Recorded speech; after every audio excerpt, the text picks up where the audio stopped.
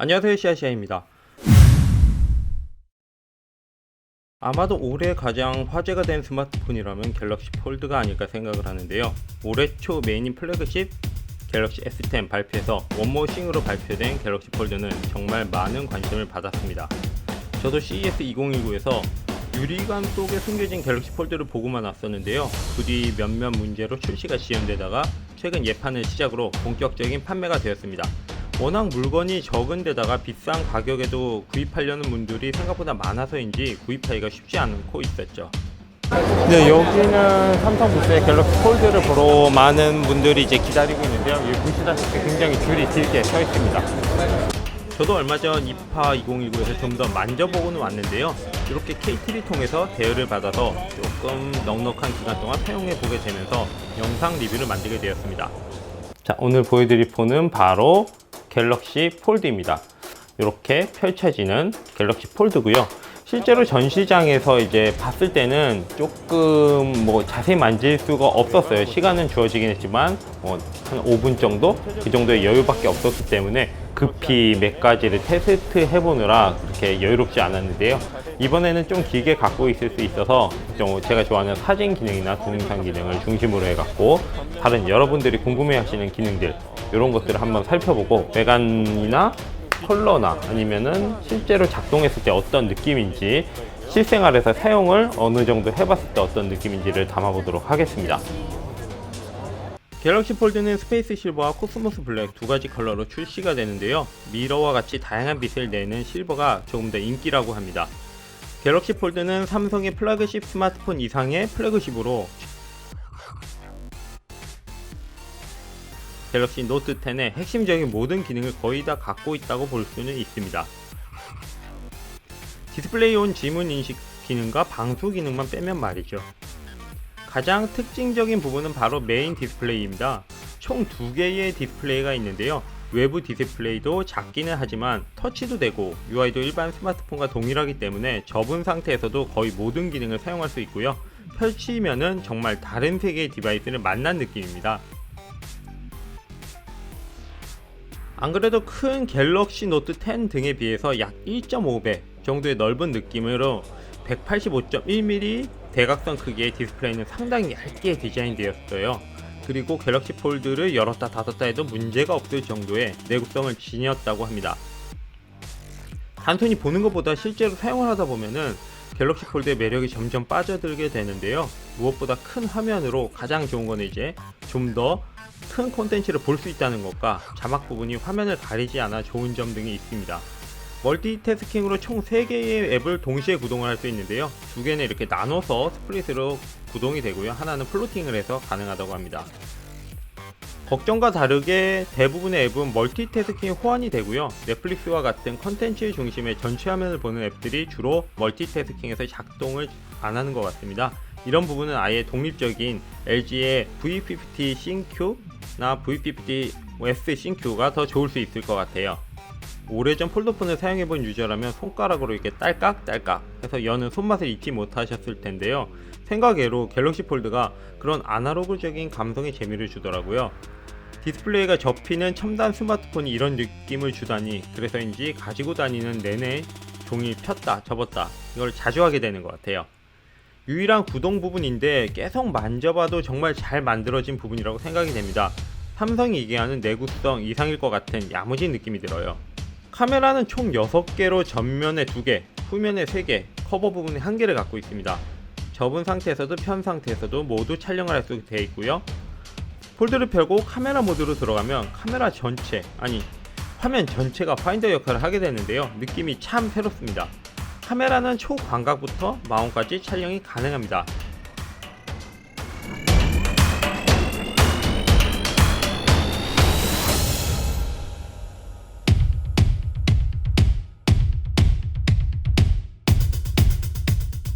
배터리는 듀얼로 큰 디스플레이임에도 오랜 사용 시간을 보여주는데요.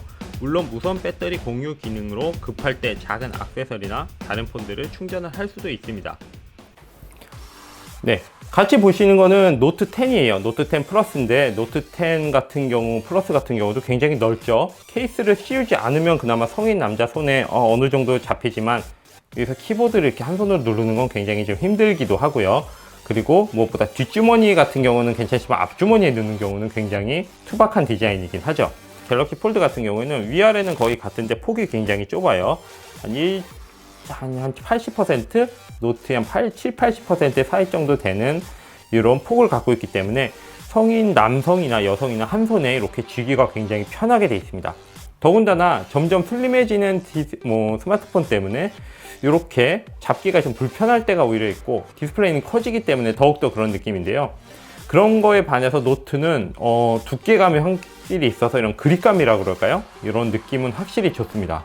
사실 기술적으로는 더 얇게 만들 수는 아직은 없어서 이 정도까지 최대한 얇게 만들어서 이 정도 두께가 나온 거죠. 두 개를 겹친 것 정도의 두께가 나오긴 하지만 그 덕분에 그립감은 좀 생긴 것 같습니다.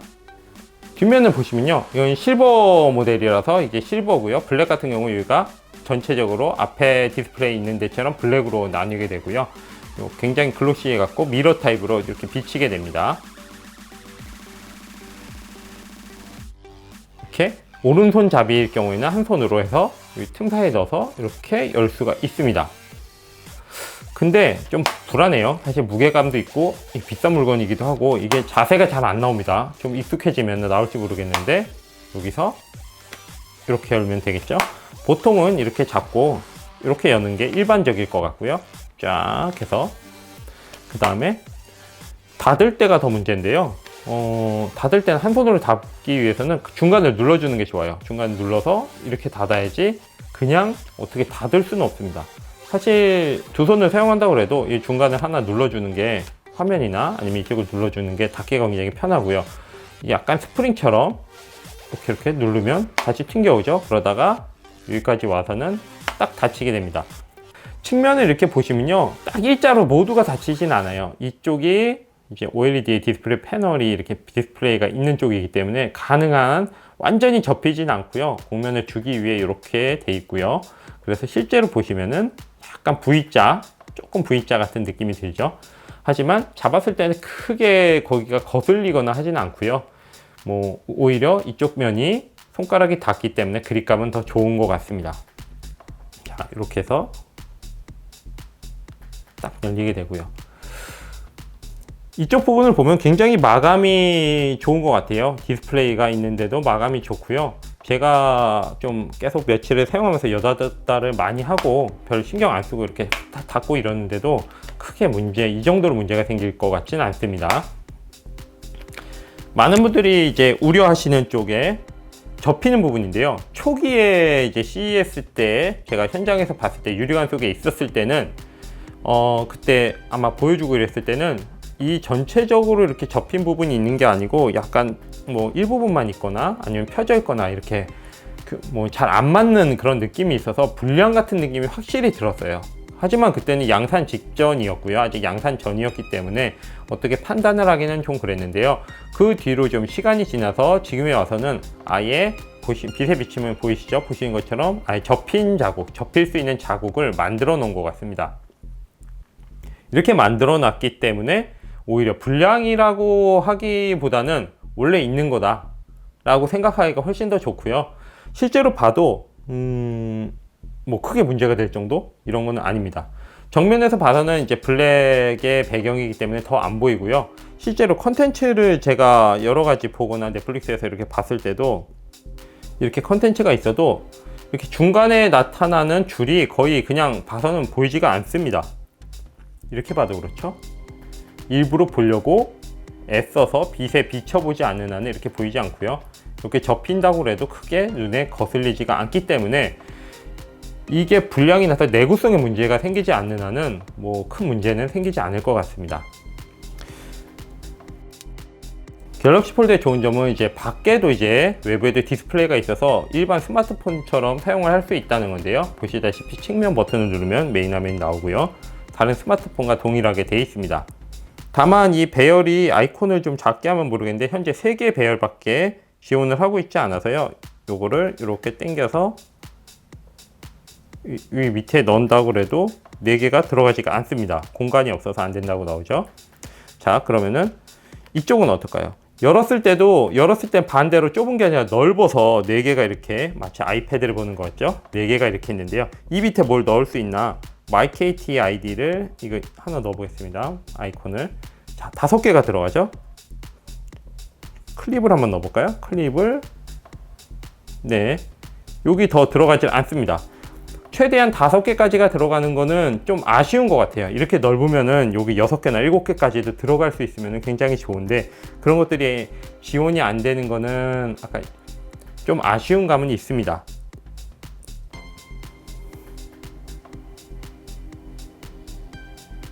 네, 전체적으로 디스플레이 같은 경우는 이렇게 폴드를 폈을 때는 이런 식으로 되어 있고요. 이쪽 부분은 아시다시피 카메라 부분이죠. 전면 카메라 부분이랑 센서가 위치해 있고요. 나머지 부분이 이렇게 되어 있어서 좀 깔끔한 느낌이고요.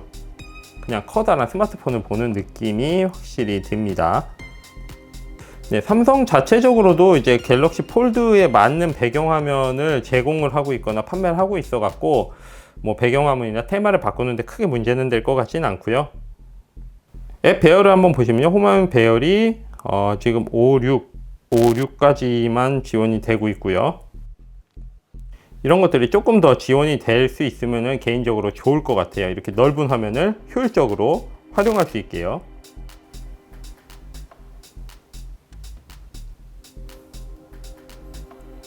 다른 부분은 이 넓은 화면을 잘 활용하기 위해서는 앞으로도 많은 앱들이, 호환성 앱들이 이제 나와야 될 것 같고요. 그 활용도에 맞춘 것들이 돼야 될 것 같아요. 우선은 뭐 블로그를 제가 작성을 하거나 보거나 할 때도 보시는 것과 같이 굉장히 넓은 화면으로 볼 수가 있다는 것은 굉장히 장점이에요. 기존의 스마트폰을 이렇게 세워서 보다 보면 굉장히 좁게밖에 볼 수가 없는데, 이런 경우 굉장히 넓죠? 이렇게 보시면은 만약에 네, 굉장히 작게 보이죠? 이거보다는 일반 스마트폰은 크게 보이긴 하겠지만 이렇게 넓혀서 이만큼을 보는 것과는 또 다른 느낌이지 않을까 싶습니다. 물론 키보드를 사용해서 작성을 하는 것도 마찬가지예요. 키보드는 보시는 것과 같이 이렇게 나눠져 있어요. 양쪽 손으로 사용하기 좋게 되어 있고, 한 손보다는 양쪽 손 위주로 되어 있으면서 여기서 이렇게 작성을 할 수가 있는데, 굉장히 넓은 화면이라서 사진을 넣어서 작업하거나 이런 것들도 굉장히 수월하게 되어 있습니다. 제가 사용하는 앱들은 대부분 호환이 잘 되고 있고요. 하지만 호환이 잘 되는 것보다도 이 넓은 화면을 좀 더 최적화해서 쓸 수 있는 그런 앱들이 앞으로 나오면 좋겠는데, 이런 폴드의 디스플레이의 비율과 맞춰서, 폴드에 굳이 맞춰서 그거를 하는 앱은 그렇게 없지 않을까 좀 걱정이 되기도 합니다. 무엇보다 이 넷플릭스 같은 경우를 보면요, 드라마 같은 경우, 드라마 플랫폼은 이제 비율이 16대 9라서 어느 정도 일반 스마트폰보다는 훨씬 더 크게 보여요. 일반 스마트폰이 볼 수 있는 것보다는 더 크게 볼 수는 있는데요.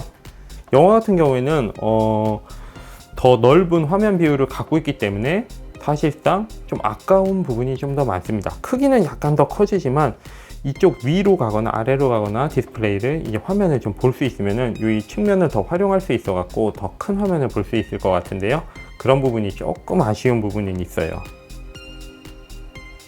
이렇게 갤럭시 폴드의 특징과 함께 한동안 사용해본 느낌을 담아봤는데요.